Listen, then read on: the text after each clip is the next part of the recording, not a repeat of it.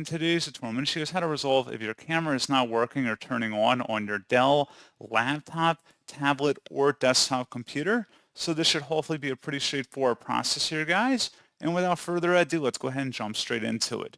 So first thing I recommend doing would be to, first, if you're using an external keyboard or an external camera, make sure it's plugged in properly and has a good connection.